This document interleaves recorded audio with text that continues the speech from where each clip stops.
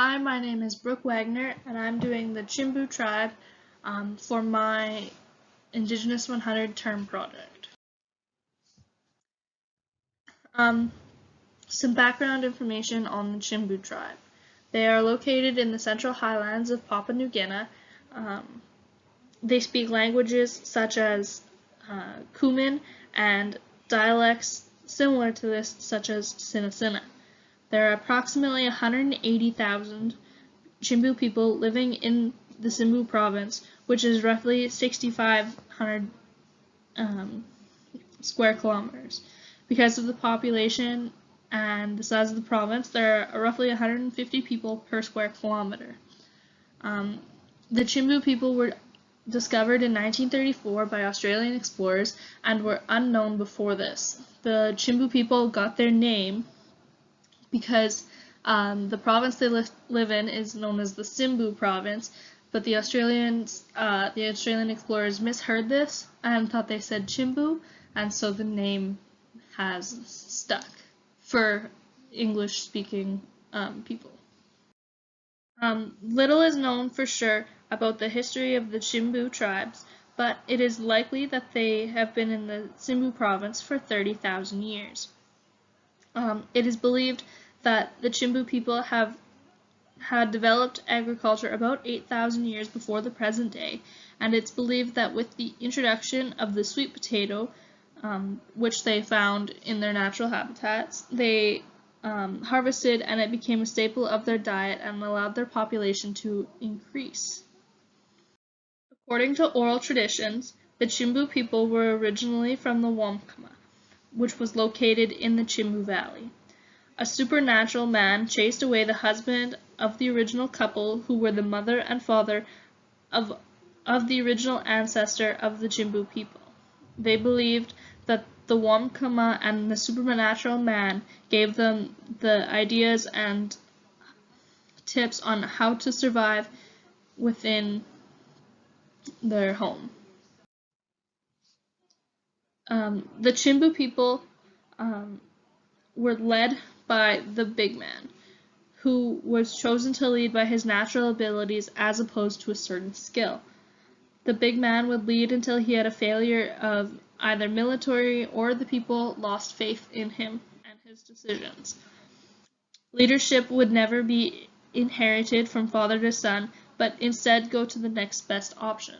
This is different from the First Nations First Nations peoples of Canada ways of leadership, where a person who had a certain skill and their skill was needed would be the leader.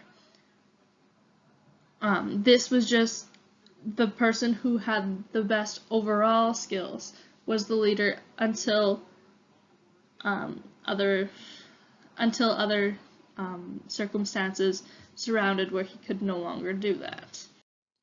Marriage in Chimbu is the same as what we think of as traditional marriage, in the sense that there is a link between the husband and the husband's kin and the bride's kin.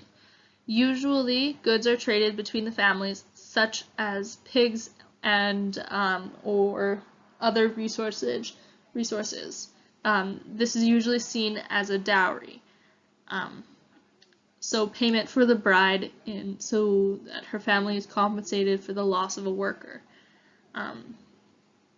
Marriages are often arranged by senior members of the families and have been known to be polygamous, but that is less often common since the introduction of the Catholic Church. Traditionally, having more than one wife was seen as good for the man because the women are the main laborers who do pretty much everything. Until recently, men typically had lived separately in a communal men's home and would spend only the afternoons and evenings with their wives and children. It has become more common for the husband and wife to live together, but if a man has more than one wife, each wife had her own garden and house, so that the wives wouldn't live with each other. When the husband and wife have children, the children would stay with their mothers throughout the day and help with their daily work. The boys would stay with their mothers until about age 6 or 7, and then they are sent to school, and then as they're sent to school, they're also sent to live with their fathers.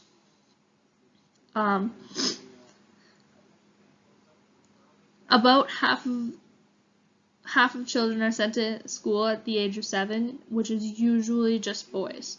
At puberty, boys have a special rite they go through, which is an initiation ritual held during the preparation for the pig ceremony.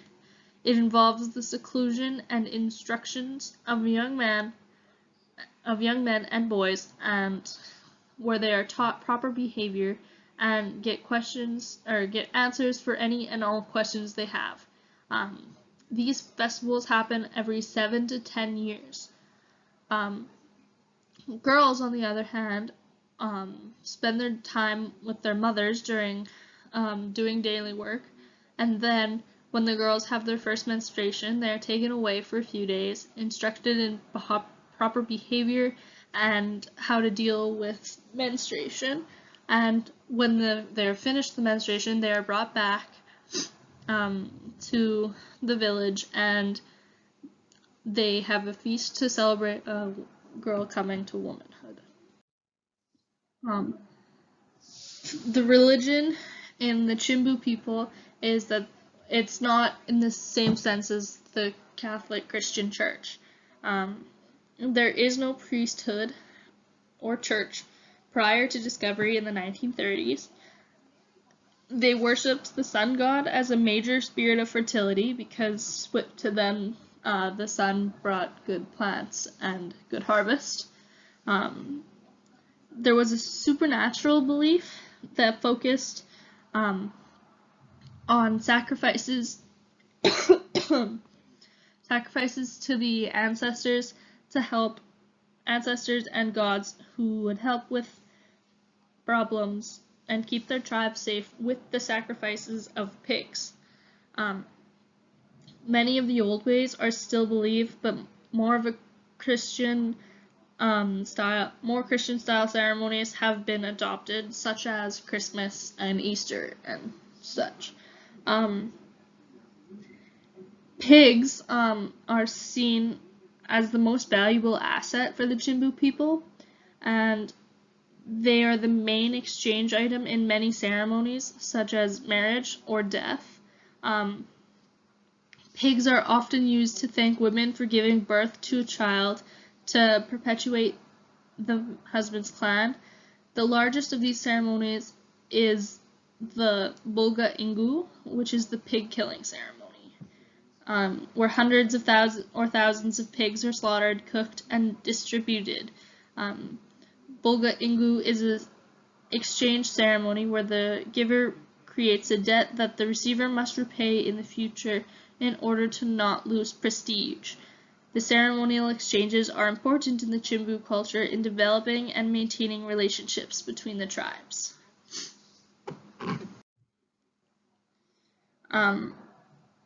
While some Christian beliefs have set in, as I've said, many Chimbu people still believe that the spirit lingers after death near the spot of burial. They also believe that deaths related to sorcery and war are considered dangerous and can cause great harm to the living.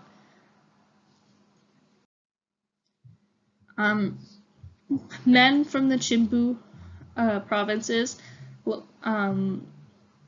have very impressive bilas, or body ornamentation. This is usually made from mud, clay, and kina shells, and it originated as a way to intimidate their enemies. The Chimbu people would color themselves in these with these bilas, and would scare their enemies to scare any enemies that they thought would be coming. Before going into battle, as I said, the people would color themselves and make themselves look like skeletons, as pictured. And I very much believe that it would scare their enemies if they ever did see them. Why were the Chimbu people undiscovered for so long? Well, they live in a very secluded and well-hidden area of Papua New Guinea. Um, the Chimbu people did not fight over wars of land and territory, so they stayed where they were. They, of course, would defend their land if it ever needed to be defended, but that didn't happen very often, so that they weren't in very many wars and they didn't travel around looking for wars. It was not until 1934 when the Australian explorers, who have remained unnamed because they were most likely killed upon discovery of the Chimbu people, because the Chimbu people are so protective of their lands. Similarities of the Chimbu people and the First Nations people of Canada. Both of them were discovered by people who were intent on colonizing. As we know, the First Nations people were discovered and colonized by the British, and the Chimbu people were discovered by the Australians.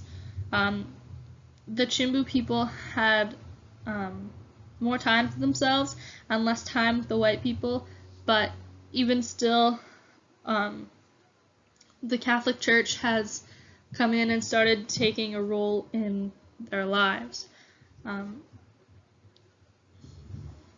Both the First Nations people of Canada and the Chimbu people of Papua New Guinea did not want any other people to come to them. The Chimbu people were unwelcoming and even killed their first explorers to come. After a time, both the First Nations and Chimbu people were forced into living a peaceful coexistence with the European invaders. As I said, the Chimbu people had less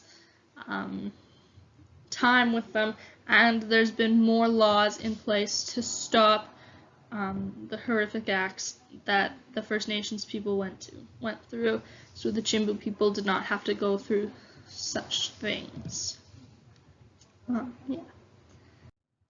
And there's my sources. So, yes, thanks for watching, I guess.